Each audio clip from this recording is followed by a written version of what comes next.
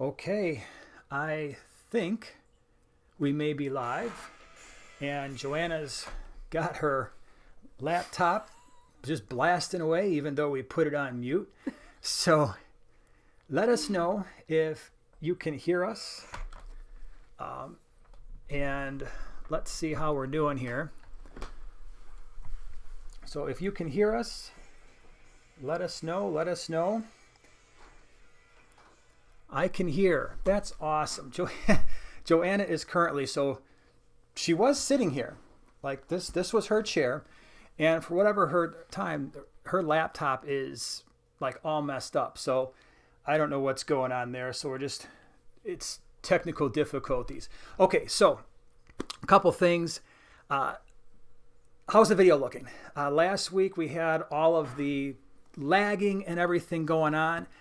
It seems to be better, I think, maybe a little bit. So let me know how that's going. Less lag this stream, good.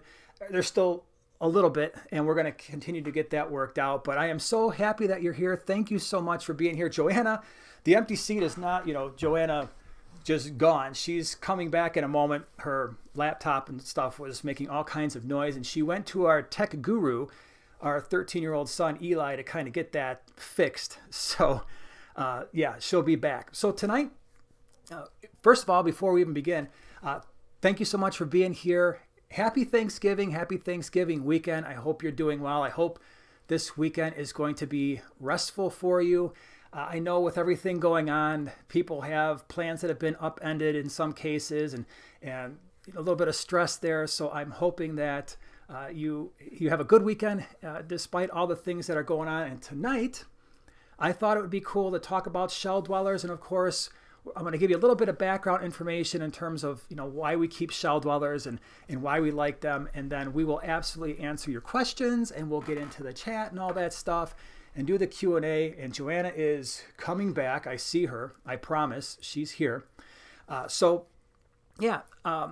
Shell dwellers. It's something that if you've been watching the channel for a while, we really love the shell dwellers. And it's I would say it's probably, if not my favorite, it's definitely one of my two favorite types of fish.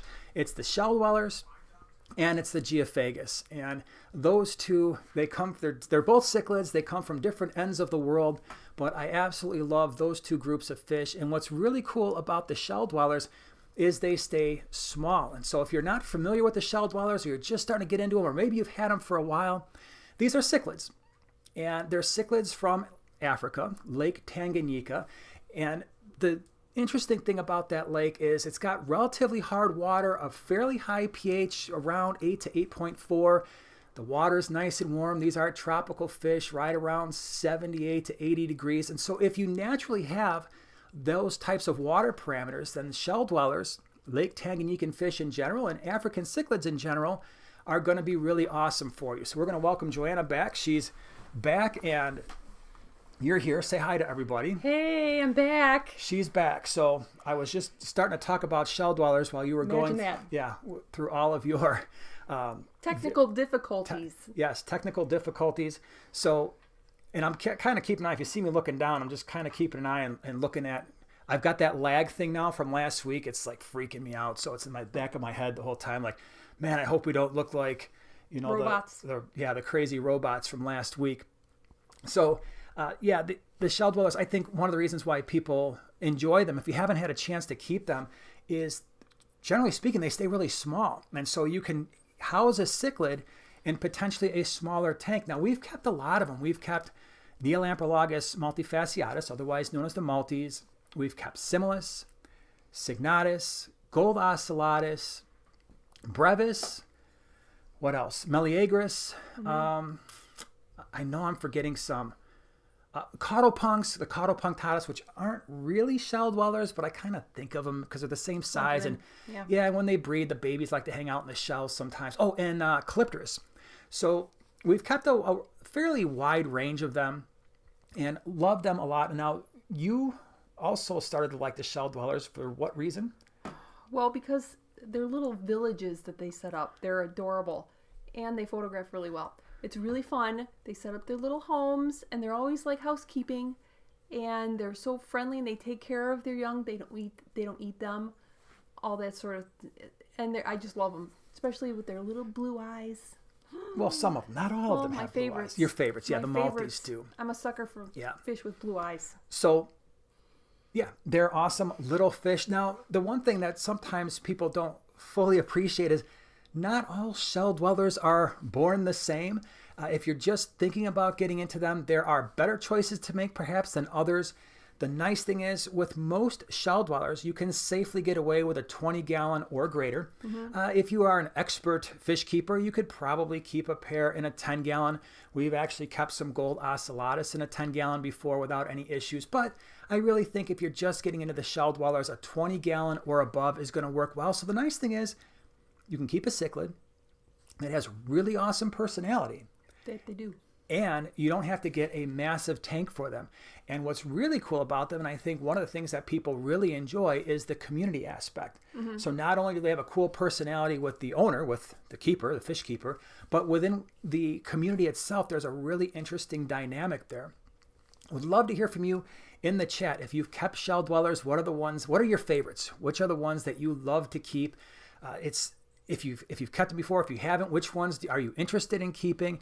And yes, as we go through this live stream, I will answer questions about, where we've found success and where others have found success. And if you have other general questions, we'll answer those as well. What about plants?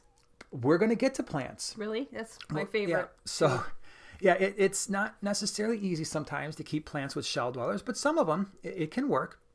So if you're new to shell dwellers, I would say your best options, if you're just like, I really like the idea of keeping shell dwellers, maybe your water parameters are right around that, pH of 7.5 or above would probably be best. If you can get even closer to 8, that's even better. And you've got that hard water. So when I say hard water, moderately hard water, we're talking about, maybe 8 to 10 degrees hardness, which is going to put you somewhere around probably above 150 parts per million on both your GH and your KH. The higher you go, the better off you're going to be. So if you get 200, 250, that's going to be pretty good. If your pH is right between that 8 and 8.4, that's going to be really nice for those shell dwellers, for Lake Tanganyika fish in general. And of course, like I said, the temperature's 78 to 80, and you're going to be in pretty good shape. Now, the different species. If you're just starting out, there are some that are going to be easier. Certainly the Maltese. And so when you look at some of the videos on our channel, we have the Neolamprologus multifasciatus in a 50-gallon lowboy. And we've since moved what was a small group into a 40-gallon breeder that has now turned into, I don't even know, probably like at least 75 in there already. I would say those are probably some of the easiest shell dwellers to keep for a couple reasons. One, they're not hugely aggressive. I would say of the shell dwellers that we've kept, they're probably the least aggressive towards one another and towards other fish. And the really nice thing is they don't tend to eat each other's fry. And so if you're looking for that community dynamic where maybe you start out with 4 to 6, put them in a 20-gallon long or 20-gallon standard or greater, and then just watch them do their thing. Now, it might take a while, right? So if you put your shell dwellers in, you might be looking at, if they're of breeding size, I don't know, maybe 4 to 6 weeks before you start seeing the little tiny babies poking their heads out of the shells. So the Maltese are great. There's another one, Neolamprologus similis, which looks a lot like Maltese, except their banding patterns tend to be a little bit different. Those are really good. They tend not to be overly aggressive. The one difference between the similis and the Maltese is the similis will tend to not protect their fry as aggressively as the Maltese will. So those are really two good options.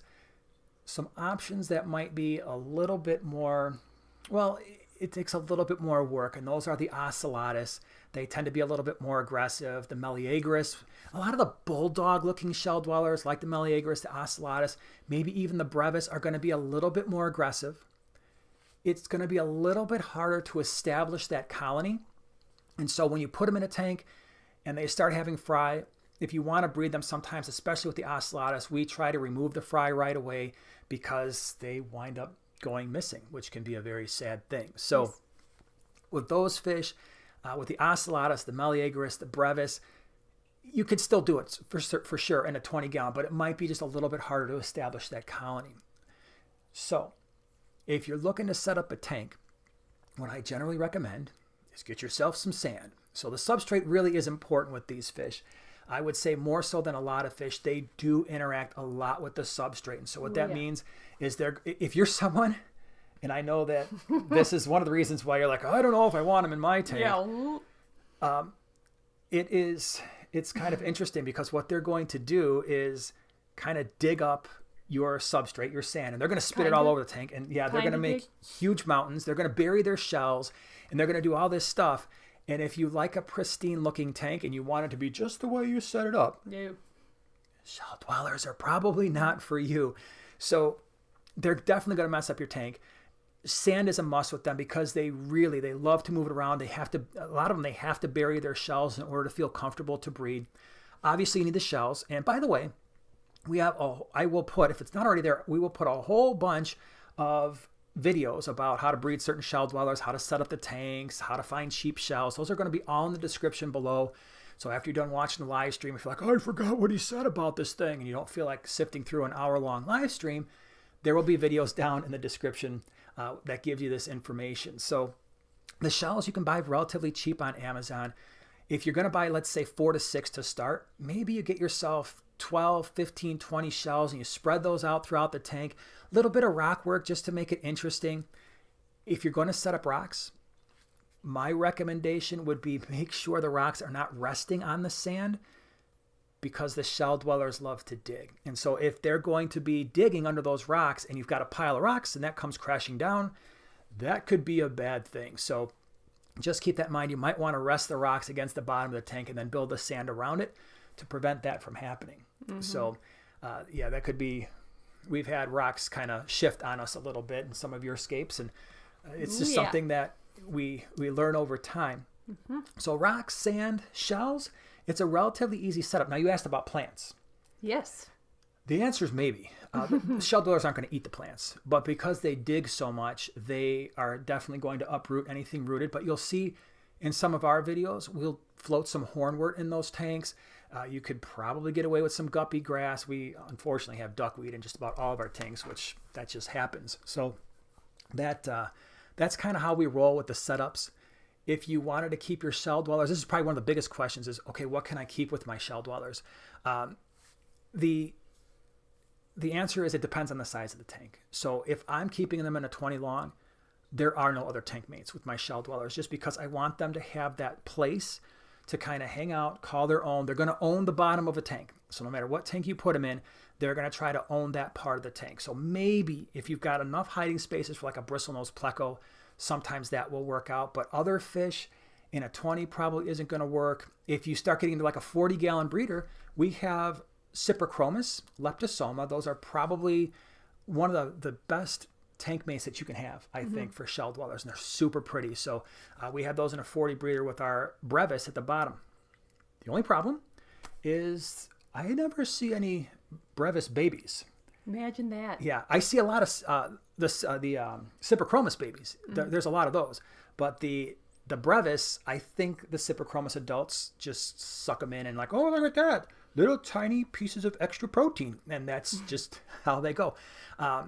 Trish KCMO, how about hatchetfish? That's interesting that you mentioned that because in something larger than a 20, probably, but especially a 20 long, while the shell dwellers are going to stay close to the bottom, you'd be surprised how far up, even like in our 40 breeder, you'll quite frequently, we'll find them at least halfway up that 40 breeder just swimming around and stuff. So hatchetfish may work as long as the water parameters are kind of meeting both of their needs somewhat adequately. The other types of tank mates, I think in a large tank, so maybe if you're dealing with like a 55 gallon or a 75 gallon and above, you're like, I'd love to have a colony of shellies, but I also want something in the mid or upper water, possibly rainbow fish. Again, you just have to be really careful. Now, if you're dealing with ocellatus or meleagris, those more aggressive shell dwellers, they may not be safe. Like I said, my favorite is the Cyprichromis, and once you get into like the 75 gallons and above, the feather fins, like the ophthalmotilapia, are really pretty. So if you just look up Lake Tanganyikan feather fins, you're going to see some really awesome fish. Ooh, pretty. We have, in our 125 Lake Tanganyikan tank, we have gold ocellatus, meleagris, but we also have them mixed in with calvus, which are like the skinny predatory cichlids. some Cyprichromis leptosoma, some feather fins are in there, Bifronatus, and just all kinds of rock dwellers we have in there as well. And that works out with a large tank. The only problem is I have not seen a baby in that tank in the entire time we set up. It's been a year. So it's not a tank that's set up to be, oh, look at all the breeding that's going on here. It's like, nope. It's just if we want to add more fish, we add them, but we don't expect babies from all of them just because it's not going to happen in a community type setting. So they are definitely great fish to have. And Janelle mentioned a good point. It's fun to watch them garden. So cute. They are gardening. Their little homes. Landscaping? Yes. Yeah, just piling things up. Construction, landscaping, gardening. What's really funny, especially with the ocellatus, they'll get mad at each other. And then, I don't know what it is about them, but they just do this thing where they'll grab sand and spit it into each other's shells and just make each other's lives miserable. It's like, oh, you're too close to me. I'm going to go ahead and bury your whole neighborhood full of sand. Yeah, they get a kind of a bad attitude with that. So it's very interesting. So I'm going to shout out some highs. Okay, shout out some highs. Hi, EJ Fishes 76. I saw you come up. Hi, Michael. Yeah. And who else did I want to say hi? Deanna in Wisconsin. Hi. Well, how about that? Yep. So, yeah. So that Thanks, is. Candy. Hi, Candy. Yeah. Oh, Candy's here. Yeah, awesome. Candy's Hello, in the house. Very cool. So, hold on. I see. Wait, can you do a 15, 20-gallon tank with a single pair of shell dwellers? The 20-gallon, yeah, again, it depends on your comfort level with the fish. And it also depends on the type of 15 gallons. So if you're dealing with a 15-gallon tall, which is the same dimensions as a 10, that might be a little bit more difficult. If you're dealing with a 15-gallon that's got the dimensions of a standard 20, then I think a single pair will work. Now, the one thing that you kind of have to consider is if you're going to be doing the shell dwellers in a smaller tank, especially when you get into those 10, 15 gallons, that's more of a, okay, I'm going to keep a group, but as they start breeding, they could overcrowd a tank pretty fast. So you'll get to this thing where it's like, okay, I've got this group and then they have babies. Now, what am I going to do with all these little heads sticking out of the shells? And then also like, wow, there's more here than I thought. Next thing you know, you've got 20 additional fish and you're in a 10 or a 15 gallon.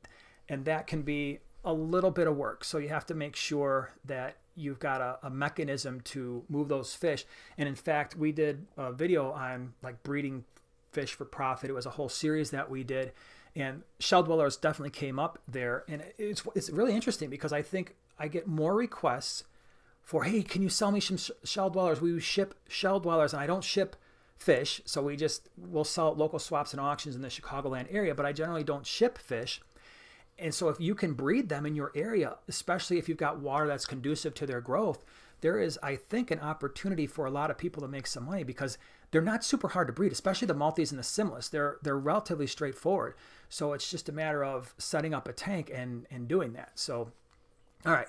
Let's see here. Creative Pet Keeping's here. Hi, Kasha. Kasha, how are you? Kasha's got some really cool ocellatus. Yeah. She actually had a video where her fiance, by the way, enjoyed the video. It brought a little tear to my eye. She got engaged. So congratulations. Are we like aunt and uncle or grandma, grandpa? I don't know. Kasha, straighten her out. We're not grandma and grandpa. Maybe aunt and uncle or something like that. But you got a lot of gray there. Hey, I don't know. Leave that alone. It's dye. It's all fake. All right. So, you're going for that look? Yeah, yes, I'm going for that look. It's a purposeful thing.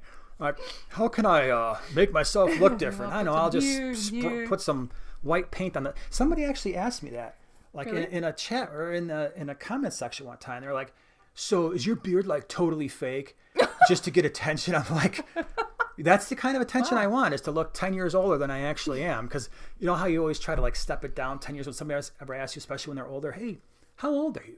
And you're like, okay, how old do I think they really are? And then let me subtract 5 to 10 years from that just to be safe. Go 10, because then it's like, 5. People look at me, they're like, I don't even want to go there, dude. So, all right, Jerome. I have 9 multi-adults and a 40 breeder. I think 4 males and 5 females. Very cool. Got them mostly as juveniles in March. Took me about 7 months for them to start breeding. Now I have 4 batches of babies. Yeah, that sounds about right. You got to have a little bit of patience with the multis. And as long as you're giving them the proper water parameters, and here's a key. If you want a key, this is a key take home for the night. Ooh. If you want your Maltese to breed or any small fish, live baby brine shrimp, it's not as hard as you might think. We actually hatch it out twice a day. We feed it out in the morning, we feed it out in the evening. And a lot of the tanks that we feed the live baby brine to, sometimes they don't even have fry. So our Cyprichromis, Leptosoma love to eat it. All of our shell dwellers get it. A lot of our live bearers get it. And I think it really does a good job of conditioning fish so that they want to breed. It gives them the nutrients that they need. And then especially important with the shell dwellers, sometimes you don't even know if the fry are in there. And so you have to just assume that at some point they're going to be there, and just feed out the live baby brine. It's not going to go to waste because, like I said, the adults will eat it. So that is definitely a way to kind of speed things up and make sure that they have the food they need. I also got a question a couple days ago. Hey, how do you get the algae off the shells? And my answer is don't remove that algae. I know when you look at these tanks on the internet and they're all just freshly set up, especially the shell dweller tanks, they got all the pretty shells just laying on the sand. White sand that's still white. Yeah, and it's like everything's in place. You're like, that's what I want. I want that setup so bad with all my heart. And then you put your fish in there and you're so happy. And like we've already said, they destroy that scape. But because they can be a little bit tough on algae eating fish and they got the plant issue going on, you start to get a little bit of algae. And I remember doing a members video, where I was showing them the algae that was growing on the sides of the 40-gallon breeder, and I won't clean that off. And in that video, you see all the fry. At this point, they were a little bit older fry, but guess what they're doing? They're picking off the algae. Now, they're not eating the algae, but they're picking off the organisms that are growing in that algae. And if you can get that algae growing on your shells, that may help your fry survival. And I know it doesn't look the best, but sometimes the tanks that we have that don't look appealing to the eye, as long as the water parameters are in line, a little bit of algae can go a long way in terms of fry survival and just controlling nitrates and all kinds of stuff. Well, what? Oh, we missed a super chat here. What's going on? It's all the way, go down. Down. Oh, so I'm all messed up. I'm like, still trying to figure out this chat wow. thing. You know, I'm down. Oh, here we go. So Henry Chavez, thank you so much. Hi. Any plants you recommend for a tank with an Oscar 2 Severums, a blood parrot, and a Vieja? Oh, you've got the Argentea. That is so cool. So far, any plant I put in there gets torn apart. First of all, that Vieja that you've got is a magnificent fish. It is one of my bucket list must-have fish. So congratulations there. That's a good mix. Oscar 2 Severums and that Vieja, the blood parrot. So the plants. Unfortunately, I don't have a lot of advice for you. Maybe somebody else in the chat does. But everything I've thrown in my tanks with Severums especially, they eat everything. So even like hornwort, we'll chuck the hornwort in there. Guess what? They eat it all. We put duckweed in there. They eat it all. Salvinia, frogbit, they eat it. So I have not come across anything green that Severums won't eat. Oscars will eat a lot of the plants. I don't know about the Vieja, how much that eats plants. In fact, I have a friend who's got a Vieja in a larger tank, and she's actually got Anubias and Java fern in there, at least right now. And that fish, at least that particular fish, is not eating them. Blood parrots generally don't. Your Severums are going to be the problem. So sometimes, and I know a lot of us think, okay, well, in order to be a real fish keeper, you would better have live plants in your tank. No plastic plants. I disagree with that, because there are some cases where you want a little bit of green and you've got fish that just can't take the live plants. And so that's kind of sometimes what we're left with. So I wish I had better news for you, but those Severums are going to eat just about everything green that I can think of, unless somebody else in the chat has something that they've been keeping successfully. So Fish Tank Barn mentioned Aquarium Co-op's Easy Planter. That is something that we've been using. That is good for anything that wants to dig, especially shell dwellers. So that could definitely be a solution. It's basically, it's almost, I don't know if it's rock or whatever. I don't know what it's made of, but it's heavy. It will sink. It'll stay planted. And then it's got a little cutout, and you can actually plant the plants in that thing. And so at least for fish that would dig and uproot plants like shellies, that could certainly be an option. Absolutely. Oh, yeah. Dave's Aquarium thoughts. Thank you, Dave. I can read. I know. I'm sending out my 2 cents too. Okay. All right. Well, thanks for the 2 cents. All right. So let's see here. Paul Sotero, I feed baby brine shrimp to all my tanks, even the discus. Besides being a great protein source, I think it helps stimulate breeding. I absolutely agree with you. And so, yeah, anything that I think will eat. Obviously, it's not going to work with large fish, like for instance the Oscar tank with the Severums. They're not going to touch it. But anything that's probably 2 inches or less, or like the Cyprichromis that we keep, they absolutely love it. The shell dwellers, absolutely. Anything small will definitely eat it. Okay, what else we got here? Pat and Jess Cole, paint the back plant stencils. All right. You go the artistic way. There's so many ways to get plants in your tank. Yep, that's definitely one way. Okay, hold on here. Neil, do you think you could do a video focusing on which Mbuna are compatible with one another? That's a great question. Yeah, I think, so we do a lot of species profiles, and we've done some on Mbuna. I think we did ACI, red zebras, possibly rusty cichlids, maybe one or two others. Yeah, there's certain Mbuna that are less aggressive, and so rusty cichlids, yellow labs, Pseudotropheus ACI, Pseudotropheus solosi I haven't found to be particularly aggressive. I think those might all mix really well together. Red zebras I have had pretty good luck with, even with that mix. And then you've got the other side of the Mbuna, or like the Damasceni, the Aratus, the bumblebee cichlids come to mind, the Kenii, where they're a little bit more aggressive, and those fish you might want to keep together. So just as kind of an example. So what do we got here? Thank you, MutiPie. Are you related to PewDiePie? Yeah, right. I couldn't resist. Do you think divided betta tanks are a good idea? 10 gallons into 2 5-gallons? Yeah, I think so. I know a lot of people do. Depending on the divider, right? Yeah, definitely. So with the dividers, you just want to make sure that there is sufficient water flow between the dividers, just because depending on how you're doing your filters. I think if I were doing that with a divided tank, whether it's a 10 or a 20 long, you'll see that very commonly done. I'd probably put small sponge filters in each one of the compartments just to make sure I've got sufficient water flow, as opposed to like maybe one hang on the back and then you're kind of wherever your last compartment is maybe isn't getting the water flow that it needs. So, but yeah, I think so. I don't know if I'd go much less than 5s. I mean, we did a species profile on bettas, and we talked about the possibility of putting them in a 2.5. I know you're actually getting away from that now. I am. Your wall is going to change. There's some changes coming to her wall yet again. Yes. And unfortunately, it's going to cost me some work with some building of stands and stuff. So, but yeah, and you're kind of moving away from those smaller tanks just because doesn't take a lot more work to maintain a slightly larger tank, and you get better stability with the water parameters, which is pretty cool. All right, so what else we got here? Matthew Miles, what would you think of a 40 breeder with Maltese and Neolamprologus brichardi? Not sure if it's still a little on the small side for tank space. That's a great question. It's actually something that we've thought about, and I think you're right. I think mixing the brichardi with the shell dwellers in a 40 breeder might be a little bit tough, especially if you want either one of them to breed. And the reason for that is, as some of you may know, the brichardi are very prolific breeders. Ooh, yeah. And so, and they tend to lay their eggs in rock formations. So while they are generally mid-ish type water, for the tank, but sometimes they hang out all over the tank. The problem is going to be in a 40 breeder is that they're going to be rather prolific, and the way that they protect their fry is it's almost like communal protection. It's not just the parents that are protecting their fry, it's the younger siblings or the older siblings, I should say.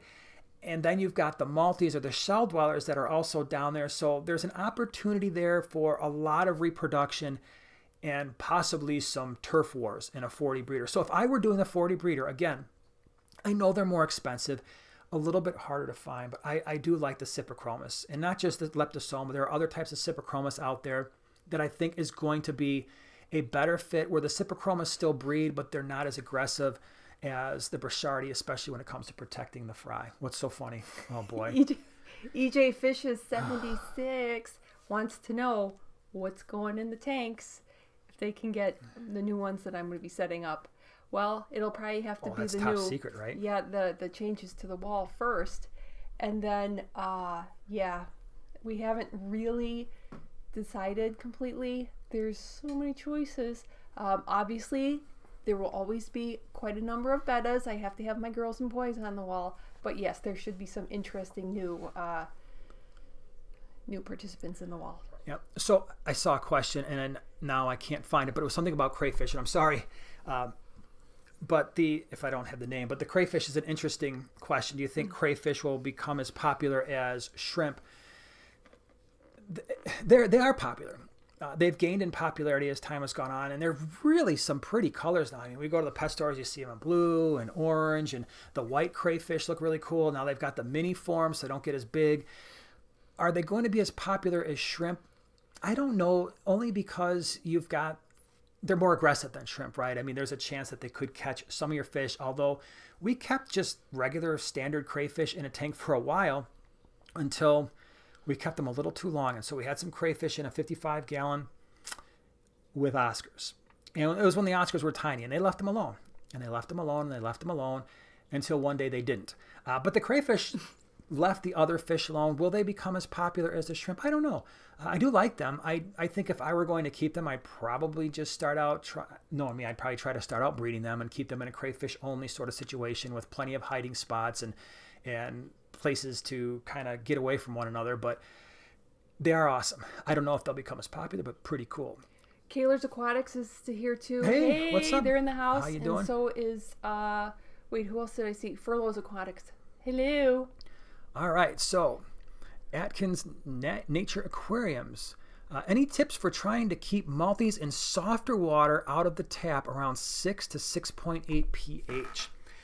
So I've done when I did the videos on pH, we talked about how to increase and how to lower pH in an aquarium. I actually think it's without having a kind of an RO system, it's a little bit more difficult to lower pH without the RO or without the distilled water. Increasing pH, increasing water hardness is not quite as troublesome, but it still takes some work to make it stable. And that's the main thing. If you can get your water to a stable 7.4, that's going to be better than a tank that's going to fluctuate from 8.2 down to 7 back and forth after every water change or, midway through your water changes. So when it comes to increasing pH, increasing water hardness, what you really want is a couple things. One, yes, you want to increase the pH, but the KH is the most important thing to stabilize the pH, the carbonate hardness.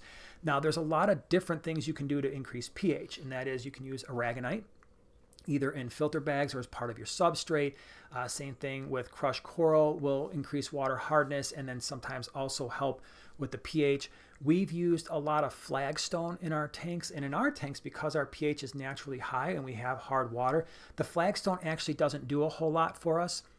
But in tanks with softer water with a lower pH, you really have to make sure that you're getting stable water parameters after adding that flagstone and not just throw the fish in and you find out later that you've got rapid fluctuations. What I would recommend is if you're looking for ways to increase your pH, I might just start out with like a 30-gallon tote for $8. Go buy one, make the system the way you want it to, and see what's happening as you're doing your water changes. Obviously, when you're starting to add fish waste in there and ammonia, nitrite, nitrate are starting to build up, that's going to change things. But you want to make those adjustments slowly. Now, places like Fritz Aquatics, who is a channel sponsor, they do sell buffering salts like cichlid mix for Tanganyikans and Lake Malawis.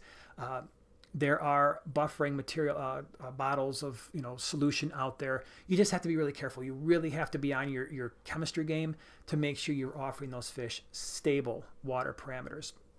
Okay. Wait, there's a challenge for me. Oh, well, okay. Scape only the top half of a tank, maybe with shelves. Levels, Jerry, levels. Right? What's that from? Levels. Scape the top half of the tank with shelves. With shelves. You mean like a paludarium sort of thing? No, or that are would we be... talking like because I've thought of some really wacky scape ideas, most of which he just kind of rolls my eyes. Yeah. He rolls his eyes at me, and then it doesn't get past and get approved. Okay, hold on. I got a question. Can I do the question now? Yeah. All right. Furlough's Aquatics, who's a member. You got the little member things. Thanks for being here. Is it possible to breed German blue rams in harder water? My pH comes out a tap at around a 7-8. I've had really bad luck just keeping German blue rams at my pH of around an 8.2. Breeding them, I don't think so. I was watching a really interesting presentation one time. I don't remember if it was at Greenwater Aquarium Society or GCCA. Candy got your quote. All right. Very cool. So I don't remember what group I was in, but somebody who was kind of an expert in breeding softer water fish, what they said a lot of times with the fish that have that softer water with a lower pH, and I generally kind of correlate those two because that's generally what happens. The issue is when you actually look at the eggs of the fish that breed in softer water with a lower pH, there's little tiny openings for gas exchange and things like that. And when the water's a little bit on the harder side, those minerals clog up those microscopic pores in the eggs, and then the eggs don't hatch. So that's generally the issue. I suspect, although I don't know for sure, if that's the issue with breeding German blue rams. I have not had success really even keeping them in harder water, but you could certainly, I think breeding is going to be difficult to do in the harder water, unfortunately. Okay, now let's see here. Can you put mystery snails with multis? No. Interestingly enough, when we first set up a lot of our multi tanks, there seems to be this period of time where they leave even pest snails alone, and I don't know what happens to their little tiny microscopic brains, but over time what tends to happen is the multis wind up wiping out all snail populations in our tank. So whether it's Malaysian trumpet snails, pond snails, ram's horn, it's like they survive for a little while, even start to grow. And then after a certain period of time, the multis are like, hey, this is actually pretty good. And I don't know if maybe like the smaller like juveniles are getting in there and starting to pick at, the snail goodness. But yeah, I would think although I say that, and then I think about my Similis tank, and don't look at that tank because I actually have 2 really huge mystery snails in there. Really? And I didn't put them in there. So here's what happens with the mystery snails. We have a breeding tank right above where my Similis are, which are kind of like multis. There is an opening. I'm not kidding you. It's probably an inch, maybe less, right, where the air tube goes in and everything. And they sneak out of there sometimes. And a few of them wound up in this 20-gallon long below. How they got there, I have no idea. I really don't. And the Similis left them alone. And I am not kidding you. Those things are almost the size of a golf ball now. And for whatever reason, they leave those 2 alone. I am not saying that would happen, generally speaking. It has. And even in our caudopunks, our Neolaprologus caudopunctatus, which aren't technically shell dwellers, I know, we have one tank where none of the mystery snails that escaped from one tank to another actually survived. And then we have another one where there's probably like 10 of them living happily. I don't know how long that's going to last. I need to get them out of there, actually. We've got a super chat. Petsotics, multiple aquariums. Thank you so much. How can I contact you? So we are on Facebook and Instagram. And so those are usually the 2 best ways. Sometimes we do have an email address. The problem, and it's on our website, the issue with the email address is I don't actually check it a lot unless it has something to do with an order. So I always tell people if you need to get a hold of me, YouTube comments are one of the best ways to do it because I check those a lot. As most of you know, I try to answer as many comments as I can if there are questions. And then the Facebook and Instagram is probably the next best way to get a hold of me. Mm-hmm. Trish, welcome to Primetime Partner. Welcome. Glad you are here. Thank you so much. Let's see here. My nearite snails escaped twice on me. I had to seal every hole, and I mean every one. I agree with you. It's like snails get bored, and they just look for ways to get out of a tank. Sure. That's just what they do. It's like, I'm going to try to squeeze my little tiny shell self right through this little opening here. And then they wind up doing that. And that's what happens. Okay, we've got Pablo's projects. I want to keep multis. And my water out of the tap is pretty hard. But my pH is around 7.2. So I plan on using crushed coral to raise it. My question is, when do you water change to be continue? Okay, when do you water change? So yeah, the pH is a little low. They'll probably be okay in terms of living. I don't know, again, about breeding. If your water is on the harder side, that's good. The crushed coral, the aragonite, the cichlid salts, as long as you're being very consistent about the amount of water changes that you're doing, and then the amount of cichlid salt that is recommended, that can help as well raise up and buffer that pH. Okay. Sarah Shelley's, hello, sir. Have you ever considered keeping the rare shellies such as Congoensis? Congoensis, yeah, I have. And really what kind of determines what types of shell dwellers I keep is just what I find around me through my various fish clubs in the areas, and we haven't been meeting as much because of all the stuff that's been happening in 2020. But usually when people bring in the shellies, if there's something different that I haven't kept, I usually hop on those pretty fast. I think one of my favorite shell dwellers are the Calypterus, and not a lot of people have a chance to keep them. They're not as common as the other ones, but I highly recommend if you're into shell dwellers and Lake Tanganyikan fish, the Neolampologus calypterus are really cool. They're very different sized fish. The females, maybe a couple inches. The males might get as much as 3.5, 4 inches, but the males, a lot of the shell dwellers, they stay kind of silvery or maybe a little bit brown. They get some iridescence. But on the calypterus, they get this blue lips and this yellow head, and they're very interesting fish. We have them in a 33 long, and so it's a 4-foot tank. And you got to be a little careful. You got to give them plenty of hiding spots, because the males will definitely stake out their corners of the tank, and they don't appreciate the other males coming to their side of the tank as often. But yeah, so yes, I'm always on the lookout for different types of shellies. Hi, Cheryl. Hi, Lisa. We got somebody from New Jersey. It's one of my favorite YouTubers is in New Jersey. Old World Home. Okay. So Cheryl, hi guys. I've been hoping to start a multi-tank. Are they prone to certain diseases, or are they generally healthy with the right water conditions? Great question. Very good question. I would say in our experience, I think I've only had one time where it was like I lost a group of shell dwellers, and that was my Signatus, which are generally relatively hardy, healthy shell dwellers. And those ones in particular, I had them. They actually started breeding, and then they kind of just died out on me. And I don't know why. They weren't showing any signs of disease or distress. But multis in particular, I have found them to be exceptionally hardy. Now, that being said, no Lake Tanganyikan fish does well with a tank that is going through its cycling. So if you've got ammonia or nitrite in the tank, that can be an issue. So as long as you've got a well-cycled tank with stable water parameters that generally fit their needs, they seem to do pretty well. I don't notice any of my fish, especially the multis or shell dwellers, getting any unusual bacterial infections or anything like that. But and I think one of the advantages to the multi-tanks is once I establish a colony, I don't add new fish to those tanks either. I just let them populate, which tends to help. So Mandy, thank you so much for the chat. Oh, hey, Lav Snails in the house too. She likes the backdrop.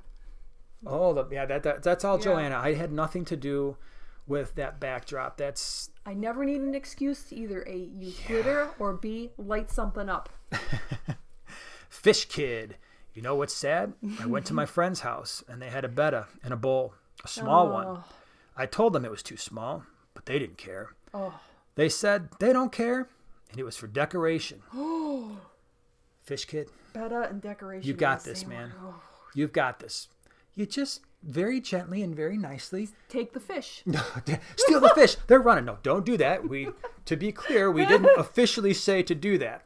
But you know what? That's part of, I think it's part of the education process. And for you, you're into fish. You obviously watch fish videos. You take the time to learn. You've experienced things.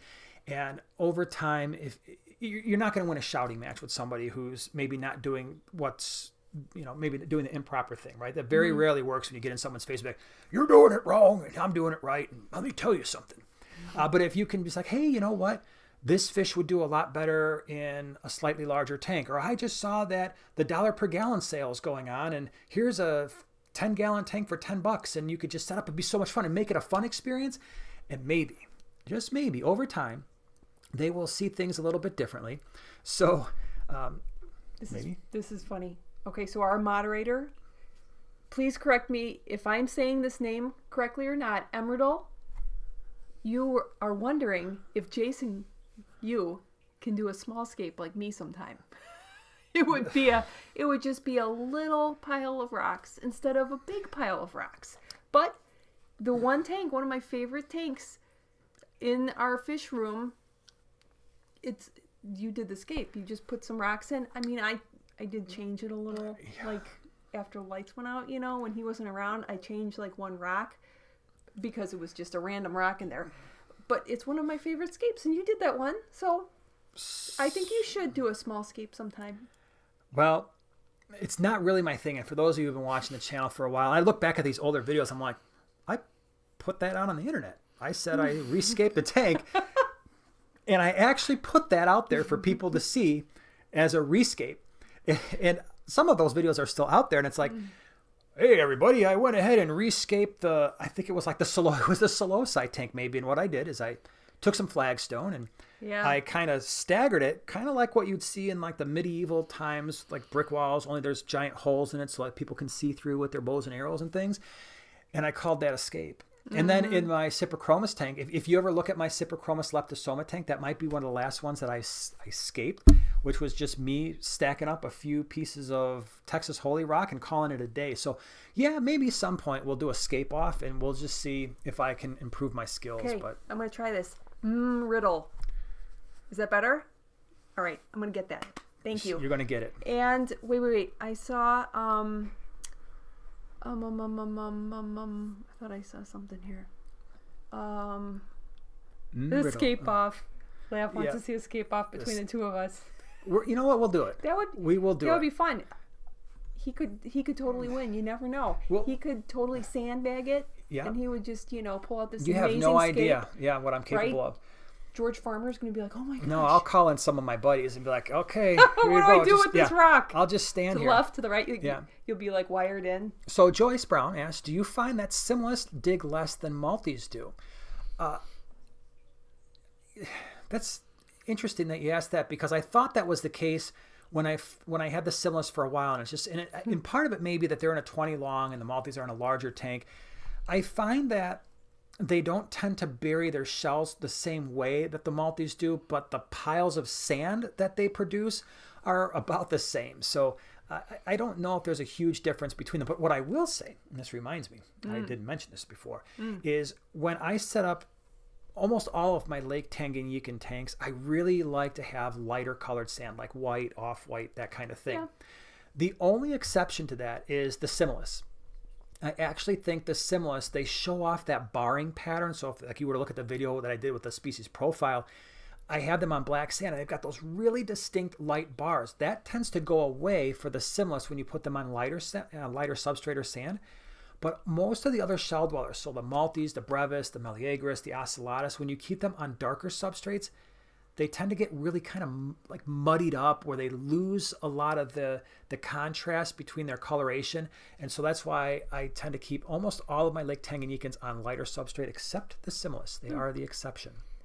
Night Rider would like to know, which is like totally a cool name. Correct me. The first time I saw that, I have his voice stuck in my head. Would like to know if you're going to be doing some, well, I want to go too. We should host some trips to Lake Tanganyika. Now that would be cool. Road trip. Yeah, right. All right, everybody. That would be awesome. I think one of the things I miss, and I don't know about anybody here, but one of the things I miss most this year is the get-togethers that we could have as a fish community, and I really miss that. Some of the times that were my favorite, in 2019, 2018 was going to Aquashella, going to Aquatic Experience. We went to the OCA, or I went to the OCA last year, Ohio Cichlid Association, and it was just, it's so much fun just to hang out with everybody, and just, it's cool because fish keeping is an awesome hobby, and sometimes it's really hard to find people who are into the hobby the way that we are, and then you get to a place where your insanity is like everybody else's, and we all share the same interests, and it bonds people together in a way that is really awesome. I definitely miss that. I really miss that, and I hope that's the one thing I hope more than anything else in 2021, hopefully as things settle down, that those get-togethers are going to happen, because my plan is to try to hit almost every single one if I can. So yeah. Adrian wants to know what kind of centerpiece fish you would recommend with a tank that has many schooling fish in it. Centerpiece fish. with lots of schooling fish? Well, I guess it depends on how big the tank, right? So yeah, I mean, ask the question again and tell us what size tank you've got, and definitely we can give you more information there. So I just lost. Hey, Noel. Yeah, I just lost a really good question. And now I can't find it because I was scrolling and not paying attention. So let's see here. Fellow fish snail Toby. geek power. So let's see here. Now it just did the whole thing on me here. Okay, Adrian asks, hi, just wondering on what center. Oh, that was yeah. Okay, ask that one again with the size tank, and we'll try to do that one. You should look on my friends' faces when I tell them I'm into breeding shrimp now. Yeah, that's one of those things where I look at you like, okay. Mikem? No Shelley question, but normal time for growing small Lepidolamprologus to adult size in a large tank with okay maintenance feeding, a year or more. Yeah, you know what? They tend to, I would say that's about right. Those fish tend to grow relatively slow. And then, that's the other thing too, when we're talking about the Lake Tanganyikans, a lot of those fish don't grow particularly fast, just as a side note. So you have to have patience. You have to have patience with these. Anxious Aquarist. Hi guys, I have a 5-gallon I am trying to cycle with prawn as an experiment. Any tips? Thanks and love the Christmas decor so much. Wait, okay, here we go. For the cycle, you can certainly do that. Now the prawn is a dumb question. Are they live or not alive? For us, we generally, when we're doing cycling, there's one of two ways that we do it. We either use filter media from an established tank, or we had, especially with your wall, we before we recommend stuff, we want to make sure the stuff works. And I think we probably set up at least 12 tanks using the Fritzheim 7, and then just adding 1 or 2 fish in the Fritzheim, and then we avoided all of that. So both of those methods worked pretty well for us. Okay, moving on down. Let's see. Marty, good luck. All right. Yeah. Bring more people to the habit. Fish. So Marty, I'm trying to convert my partner into the fish keeping. No luck so far. What was the thing? Because you weren't like heavily into it. You weren't against it or anything. You didn't ever. But what was the thing that you wanted me to escape a tank, and I was like, no thanks. And you're like, yeah, but you like gardening. I had just kind of started gardening, and you're like, it's the same. I'm like, no thanks. And then the next time, I think you said, I really need your help scaping this tank. And then once I scaped one tank, I was like hooked, because then you look at the fish, and you have plants, and it's just underwater gardening with little occupants that are just adorable. It's a win-win. Absolutely. So, Priscilla, wait. Thank you so much. Happy Thanksgiving to you. And you're one of the ones. Yes. Hopefully we get to see you again soon at one of these gatherings. We miss you guys. 60-gallon high for the... just shouting out random tank sizes? No, 60-gallon high for the centerpiece fish. Oh, 60-gallon high for the centerpiece. So you've got some schooling fish. Again, part of it depends on the size of the schooling fish. If you're looking at small tetras and fish that could potentially be eaten. For a centerpiece, what would I choose? To be on the safe side, I'd probably want to do something a little bit small. Again, it really depends on the schooling fish. If it's like, let's say, neon tetra size-ish for a centerpiece, it also depends on where you want to see the action. I really like some of the dwarf cichlids, like the Apistogramma. Nanacara are really super awesome. There are some types of pelvic achromis, like in the Crebensis, like the Taeniatus, which are really, really pretty fish. Yeah. One that is kind of like a bucket list fish for me is Ivanacara etocheta. It is, if you look at, I did a fish room tour of, there were 2. Aquatic Clarity, and then also Jason's fish room. He had the same name as me. They both had these etocheta, and they were absolutely phenomenal fish. So if you want something unusual, the Nanacara, they stay small. Now, if you're looking for something larger because your schooling fish are a little bit larger, then maybe you're getting into something like an electric blue Acara, or maybe a few, depending on if you get them a little bit on the smaller side. Sometimes they will grow up and work out just fine. We had a group in a 40 breeder that are just stunning when you look at them from across the room. So do you have any fish that you like that are centerpiece. Geophagus. Oh. Well, but if it's a planted tank, maybe not so much a George. geophagus, but Yeah, love George. yeah. I call him George, our kind of logo fish, the Geo. Oh yeah, we just put on Instagram Yeah, with that I dude. call him George. Critter Mom wants to know if we will be, or if we have any glorious bettas from KG Tropicals. We do. We have one amazing one that, and we just put out on Instagram. If you're not on our, if you don't see our Instagram, primetime_aquatics, we just posted a picture of one that we got from KG Tropicals, and it is absolutely stunning. I You love wouldn't it. believe that this is a real fish and that they didn't physically paint him. It is a real fish that I don't think they painted. I don't think that they're into painting fish. So Brad asked, I have 5 multis and a 40-gallon breeder, and they seem to be nipping at each other a lot. Is my tank too small for them? No, the 40-gallon breeder is a great tank for multis. What you could try, if they are kind of going back and forth, is rock work. And so I'm imagining in a 40-gallon breeder, if that was my tank and I were having issues, I might try to set up similar to like what I did with the 50-gallon low boy, where you've got maybe some rock work in the center, and then just make sure you've got shells all over the place. And if the rock work is maybe a little bit taller than halfway up the height of the tank, that can help. And maybe setting up rocks in other parts and just breaking up that line of sight a little bit will make them feel a little bit more comfortable in their area. So you could try that. I think that might cut down on it, especially now if the tank is newer and you just set them up. That can be a very normal thing as they start to work out their dominance, their hierarchy. Like I said, the multis and shell dwellers in general, they have such an interesting community dynamic, and it's complex. And so once they get their stuff worked out, I really don't see a lot of attacks or anything like that between the fish. And once the populations get a little bit more abundant, that tends to be reduced a little bit as well. Thank you for Lowe's Aquatics. Oh, and we got a super chat from Furloughs Aquatics. Oh, thank you so much. And you know who's here? Who's here? Mary Paige Flynn. She is. Well, Yes, there's she something is. special going on there because I believe it's Mary Paige's birthday. So everybody What? say happy birthday to Mary Happy Paige. birthday! She's awesome. So hope you're having a great day, and I hope you have a really good weekend. So it's actually a birthday weekend. Yeah, it's our little guy's birthday tomorrow. Yeah. He's officially a turkey baby. Lucky him. He gets to have a birthday on He gets Thanksgiving. to have birthday cake and pumpkin pie. Win-win. Yeah. So Jack Lee's aquarium. Try again with my question. Okay, let me get this one. I have a 10-gallon tank with a male and female ocellatus gold. The male is beating the female up pretty hard. Should I give up the pairing and move the female? Yeah, I probably would. If they haven't worked that out, 10 gallons isn't a lot of space. It was like a 20 long, and you had some ability to do some line of sight blocking.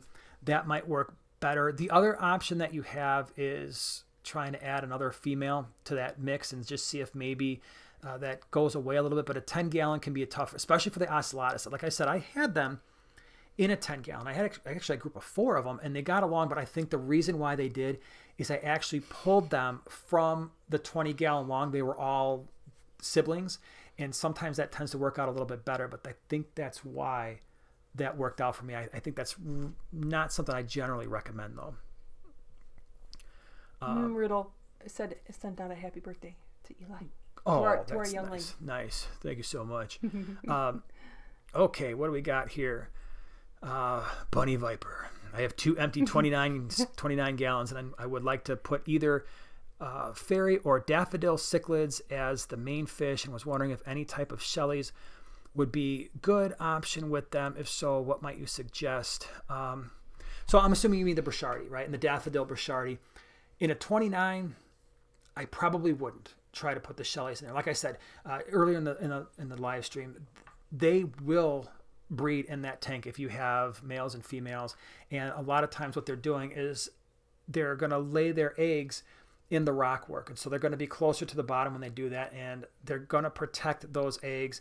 And if you've got the multis down there too in a 29, which doesn't have a lot of footprint there for both of them to coexist, you could have potentially some issues there. So I might just pick one. And the Brochardi in a 29 It will work, but you're probably going to also have to thin out the colony a little bit. We have them in a 37 gallon, which is the same footprint as a 29. It's just a little bit of a taller tank. And it works, but we do find ourselves, luckily we have an outlet to kind of sell some of those fish when we breed them. But we can't let that group get too numerous. Otherwise, we do start having issues with fry survival and stuff. All right. Sandy says, hi, I'm setting up a multi-tank. All I have for landscape are rocks and shells. What would you recommend? Also, what about tank cleaners such as a small catfish? Would that be okay? Yeah, I think what you've got with rocks and shells are perfectly adequate and even, I would say, normal setup for shell dwellers. In terms of the cleaner types of fish, your best bet, and I don't think you put a tank size there. If you wanted to try, and this doesn't always work, is a bristlenose pleco. I think as long as they have a place where the shell dwellers are most likely not going to go, and the bristlenose pleco can go away during the day and when the lights are on and when the shell dwellers are active and kind of hang out there and then make their way out at night, and then they can do their clean up, the algae and stuff like that. But it can be catfish for the most part. I don't do, but the bristlenose pleco is, I think, the only one I feel comfortable enough with, because we've done it. We have them in all of our shell dweller tanks, and we don't have any issues with that. Okay, let's see here. Let's go down here. Let's see what we got. Looking at the chats. Sandy's got have a 10-gallon long. I bet that's pretty cool. We've got a 12-gallon long. 10-gallon long. Yeah, that's 36 inches long. So 10-gallon long, I would imagine, is probably, 30 inches about? There was a question a ways back. What tanks do you like to just sit and watch? I personally have two tanks that come to mind. That would be Betta, my Betta, Bob the Betta. Bob the Betta. He's my coworker that I just love to sit and watch. And also my pea puffers. They're just twirling around the tank. So much fun. Yeah. Yeah, my tanks. I love to watch my 150 because of my Geophagus altifrans. He's just, that's what I was going to say. I just love to watch him. It's like the first, if you've got multiple tanks, as much as we don't want to admit it, sometimes we have favorites, and we're not supposed to, but now we've got, I can't have 1,000 fish all tied for first place in my heart. But when I go downstairs, that's the first thing I do is I go downstairs. That 150's on my right. I go downstairs, check on him, see how he's doing. I love watching that tank because of him, but I also really like our 50-gallon low boy that's got the planted with the mollies. They're just so active and so crazy. I like to watch that tank because of the Aquascape. Obviously, I love the 50-gallon low boy with the multis in it as well on the other side. So I'm trying to think of what else. I mean, I spend a lot of time just kind of wandering around the fish room, and I try to look at the tanks and observe and see what's going on there. It gets hard. That's kind of the trade-off, is when you start adding a lot of tanks, you don't get to know each tank as intimately as you do when you just have one or two. So it's kind of the trade-off.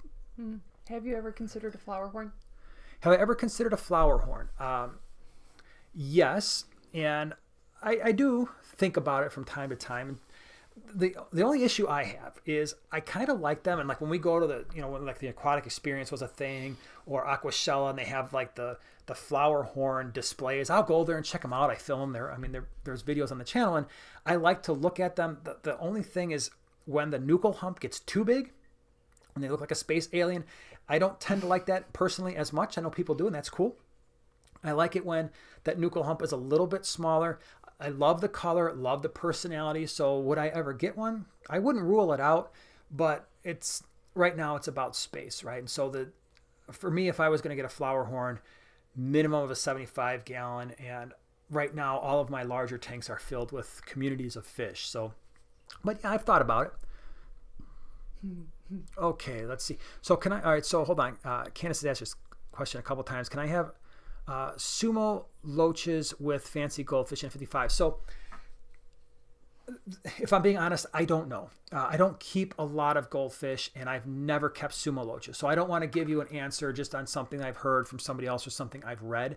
So if anybody knows more about sumo loaches and fancy goldfish, I really don't know how that combination is going to work out. If I did, I would provide more information. Bunny Viper, for pea puffers, it's 5 gallons per fishy.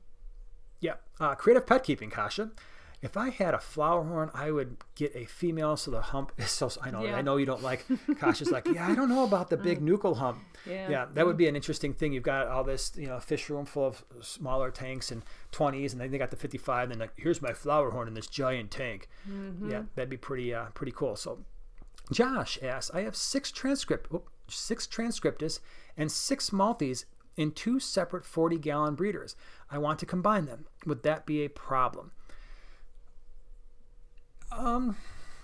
So it depends on what your goals are. If you are not interested in keeping fry, probably not. As long as you've got, if I were setting up that, if I were going to try to do that, I would probably have about half the tank, probably towards the back end of one corner. I'd build a lot of rock work in there. And then what I would do is I would throw all the shells and more of the open sandy area on the other side of the tank, knowing that the multis are going to move those things wherever they want.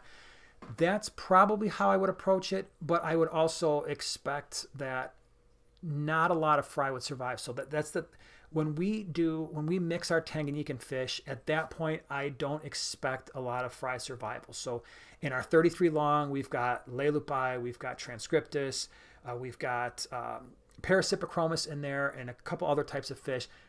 I think maybe I've had a few Lelupai and maybe a couple Transcriptus survive in that tank. That I saw them as little tiny guys, and then they shoot behind the rock. So it's like you're not going to tear apart the tank to get those fry, most likely. And if you can't get them out, chances are you're going to lose them. And it's the same thing like I mentioned earlier with the Brevis and the Cyprichromis leptosoma. The Brevis fry are not surviving. The Cyprichromis do because the Cyprichromis have very large fry and they hang out the top of the tank. The Brevis generally, they don't seem to bother them. But if you do that, just, again, you're probably going to forego the idea of keeping the fry. But you could try it and see how it works. Always have a backup plan, like I always say. What are you showing me? It's nice. Oh, okay. Okay, what else we got here? Connor, suggestions for schooling fish for a 10-gallon with a betta, but no redfish. Okay. So you don't want any redfish. You want a schooling fish with a betta. Let's see. You could try some, I don't know, like if you could do like a gold tetras. We've done that in the 15-gallon column tank. That worked out very well. Probably like maybe a lamp-eye rasbora. That might work. Again, the problem is if you've got a male betta with long fins, even some of these schooling fish, like we're finding in our 15-gallon column, the ember tetras, every once in a while, they'll sneak up to that betta and be like, hey, what's that tasty little yellow part? Tiny. So you've got to be really careful with a long fin fish. And even though I'm recommending some fish that are, like the lamp-eye rasbora, I've never seen them fin it, but hey, you know what? There are probably other people like, oh yeah, I remember those lamp-eye rasboras when I had them and they ripped apart my fancy tail guppies. So you just have to be really careful. Noel suggested the green neons. Green neons, because I do. Those are on my bucket list. I want my own green. And again, you've got a 10-gallon, so you want to do something where you've got at least 6, preferably 8 to 10. So you got to balance. Okay, want it to be relatively small, but then I would stay away from like the celestial pearl daniels because some of those are probably going to get eaten by the betta potentially. But yeah, rasboras, I would say the smaller ones might be something that you could try. Hey, green dog. emerald rasbora. Lumpy dog Toby is says, here. Lumpy dog, what's up? What's up? I just love that name. Yep. All right, let's see here. What else we got? Sandy, hold on. Hi, it's me again. How many multis would you guys put in a 10-gallon? Oh, so the 10-gallon long. I'm assuming that, like I said, I'm making an assumption that 10-gallon long is, if it's a long, probably at least 30 inches, right? Because a normal 10-gallon is like 24-ish. I'm just going off the top of my head, so don't quote me on that. But I'm assuming that's probably closer to 30 inches. So if that's the case, you've got a tank that's pretty much as long as a 20 long, just really, really narrow, and that, or not very tall. So maybe 4 to 6 probably 4 and see how that goes. If the tank is indeed 30 inches long, maybe you go 4. But again, the issue is going to be if they breed, you're going to have to probably pull some of those fry out. And by the way, and we're going to have to wrap this up pretty soon because we're over on our time. But one thing that people ask all the time, if you are a shell dweller keeper and you ever have to get your shell dwellers out, like maybe you're going to sell some, thin out the herd a little bit, and you get all upset because, I try to net the shell dwellers, and what do? Right back into the shells. You're like, well, that's great. Yes, you could just take the shells and chuck them in a bag, and then they come out, but you don't know how many you've got. You don't know if there's fry in there. So one of the things that has worked for many people is if you ever have to get shell dwellers out, get a 5-gallon bucket, put a bunch of rocks, larger rocks, in the bottom of that bucket. Take a piece of like the egg grating, like the plastic egg crate, yeah. Set that on top of the rocks. Now you're going to have to I would probably put like a cycled sponge filter in there. They're not going to be in there very long, maybe overnight, maybe for a little while.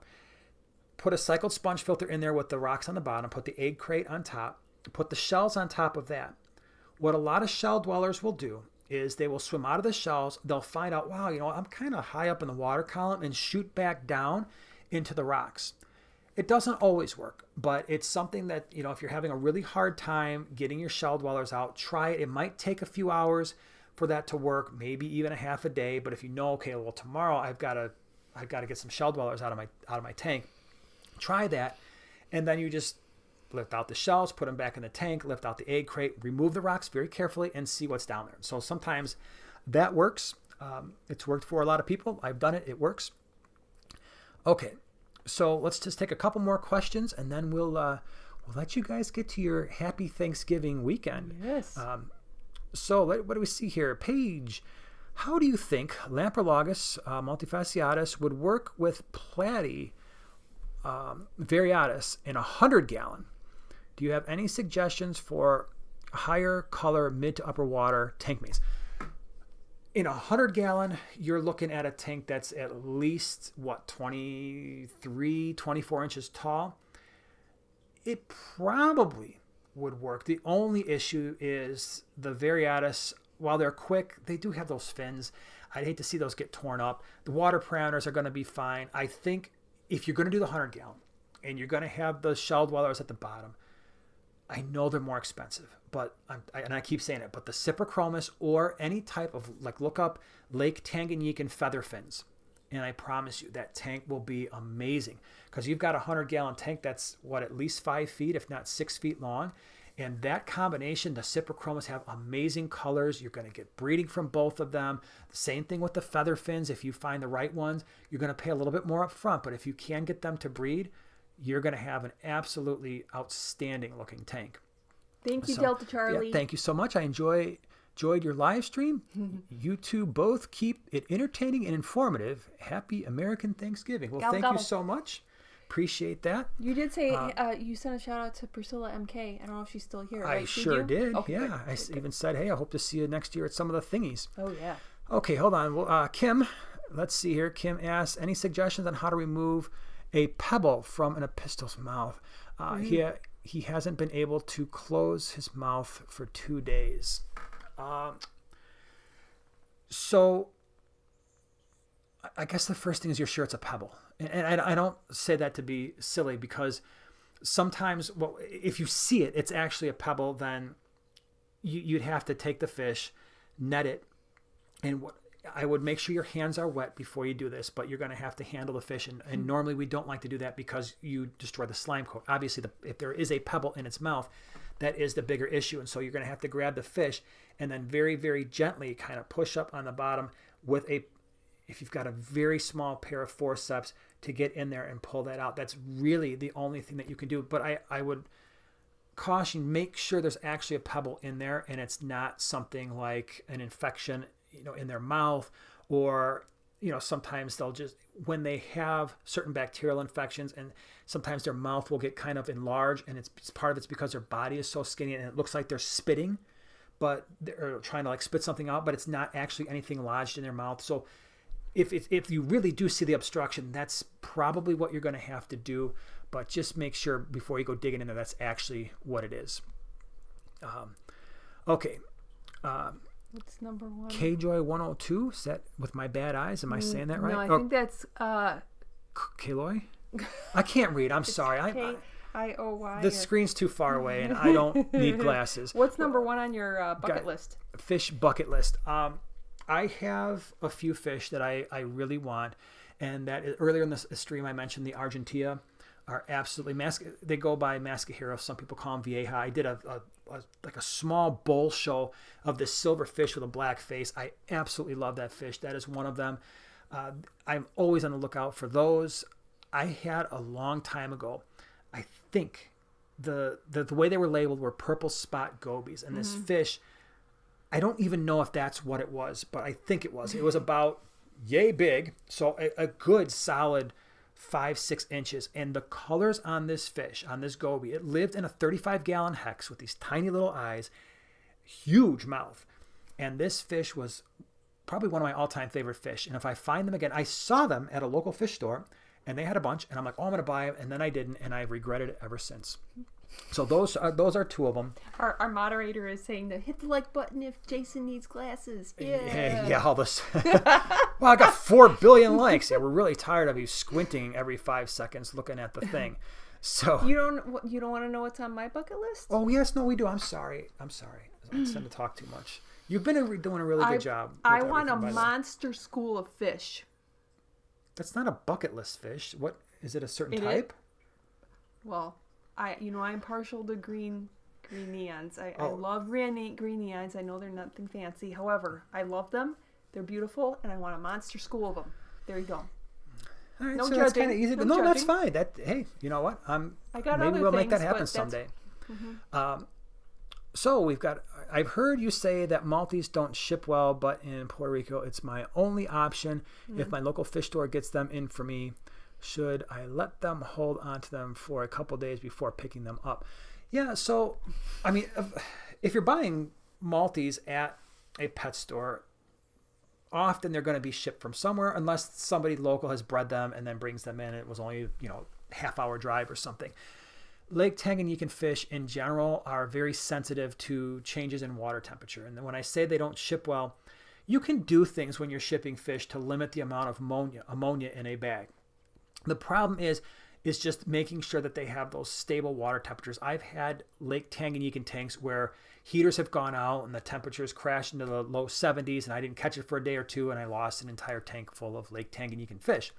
If the temperatures get really, really high, they can be sensitive to that. So that's kind of the issue, is a temperature thing. If they do get them in, I think the big thing is if they do hold on to them and they're eating, that's a pretty good sign. All right, so if they hold on to them, you go, they're like, oh yeah, look at that. They're eating well, then chances are you're going to be okay. But yeah, I mean, sometimes you have to go with what's available. And if someone can ship them, definitely. Yeah, and the Header and Reef Formosa, not schooling fish. No, they just kind of do their thing. But they're cool. They're one of my favorites. They're tiny. Yep. All right. So I think we will take one last question, if that's okay, and then we'll, like I said, we're going to let everybody get to their time. So William asks, you are the last question of the night. What do you guys think about putting a aquaponics grow light above a Simulus or multi-tank? That's a really good question to end on. I have been thinking a lot, and I mean a lot, about incorporating aquaponics into some of our racking systems to the point where it's becoming a possible plan. I don't think I'm going to roll it out for the entire fish room right away because that would be a lot of work, but I could certainly see like our rack of 40-gallon breeders or maybe our double 75s really utilizing an aquaponics system and just seeing how that changes the dynamics of the water parameters in the sense that, lowering nitrates, making a more sustainable system. We use a lot of water, as you might imagine, with almost 80 fish tanks, changing out water every week. And so I want to try to lessen that aspect of it. And let's face it, when you're changing water in tanks, it can be good for the fish because you're lowering the nitrates. There's fresh minerals and things that are being added. At the same time, that is a stressful occurrence for the fish, right? And so anything we can do to lessen that stress and keep water parameters stable, the better off we are. So aquaponics is something I'm very interested in. I think at some point you're going to see us experimenting with that a little bit more. So, all right, everybody, I think we have definitely gone past the 1 hour limit that I set. Appreciate you being here. And so, yeah, I hope to see you. We'll be here again, hopefully not hopefully, but next Wednesday, same time, same place. Again, have a wonderful Thanksgiving.